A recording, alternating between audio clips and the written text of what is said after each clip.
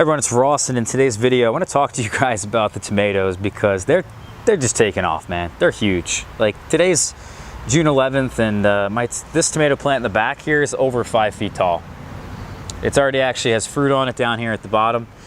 Some cherry tomatoes that have been forming. That's a variety called black cherry, for those of you guys who are interested. But I wanted to talk about how we got to this point here, guys. I want to talk about what I'm doing right now and what I can kind of expect in the future, because we've got pretty big harvests coming in really soon. I mean, every one of these plants has flowered to some degree.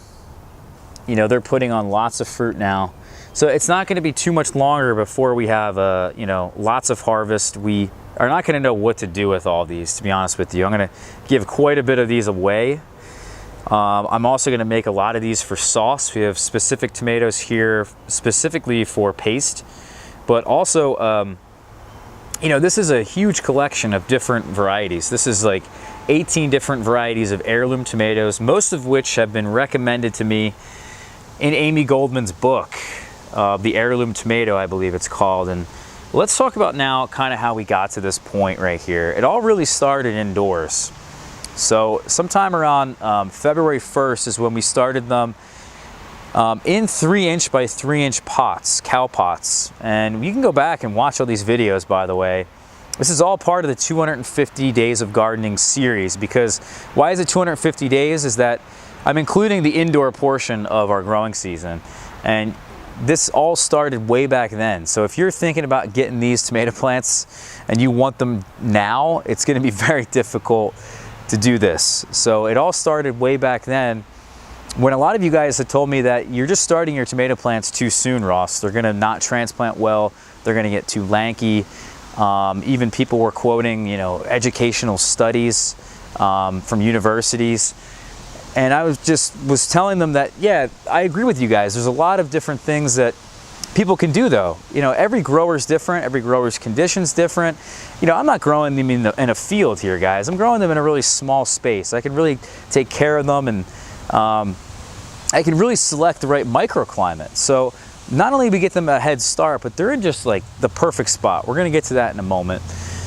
But so we started them actually, like I said, February 1st. And then shortly after that, I would say about a month or so, in those 3-inch by 3-inch pots, they got root bound. And then we up potted those into a half-gallon size pot. We did a video on that. And then they sat indoors for a whole 3 months, close to 3 months. And then May 1st, we transplanted these out. And now today is June 11th. So it's been about a month and a week, or a month and 10 days since we transplanted them. And like I said, they've just taken off, and it really had a lot to do with the head start, the size that we had gotten them to. They just had a huge size, a huge root system before we had put these in the ground. And I want to show you guys how we planted them. We also did a video on planting them. I mean, I don't know how you guys aren't hooked. You're not convinced at this point. We planted them here sideways. We put the root ball on its side. We didn't dig a really deep hole. We put them on their side, buried some of the stem, and then put the stem on an angle up towards the pole there. And it's done the same way across the board here. Planted this thing sideways, put the stem, dragged it all the way up to the pole.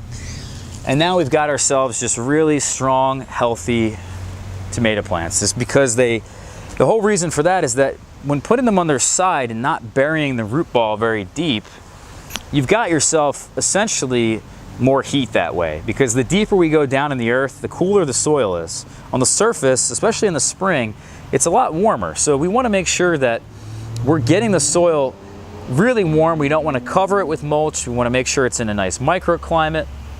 And then also, because we are having the stems buried as well, they're going to form roots along the stems, and they're going to form really big root systems to what already was big transplants, big root systems. They didn't look the greatest, the leaves, the top of the plants, but the bottom spoke for itself. So essentially, we put in these huge tomato plants. Fast forward to today, and this is what they look like. Again, the microclimate here is basically perfect. We have them on a south-facing slope. We have good drainage here. We've got sun all day. We've got them in just a high heat environment. High soil temperatures is what you guys want to get these things off in the ground sooner and off to a better start. So that's sort of it. And here's what I'm doing now to get these guys ready to be harvested. So essentially we're just coming in here and making sure we're getting rid of these suckers. And what is a sucker exactly? Well, you can see the main stem here that we've tied to the pole, and it goes all the way up like this. And then you can see the flower clusters continue, and then here's the main stem. We need to tie this main stem to the pole, make sure this thing's not getting unruly. But we also need to get rid of these suckers, and this is a very common thing that people do in greenhouse production systems where they grow them as single stem plants. A lot of times they'll wrap a string around them, keep them all nice and tidy that way, but this in particular here, this sucker is going to take away energy and make this whole system really just not work. This will eventually fruit for us, but it's going to create a huge mess. We want to have good airflow through here. I've placed them a foot apart from each other.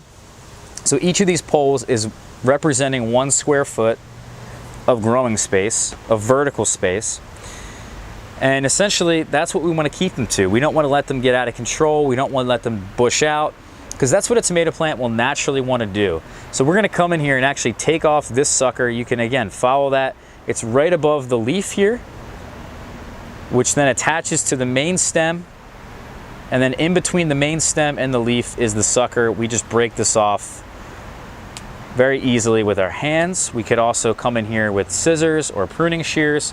We'll put that on the ground. Hopefully that energy that was put into creating that can then be put back into the soil that these plants can then draw from. And that's all I'm doing right now, is just maintaining these.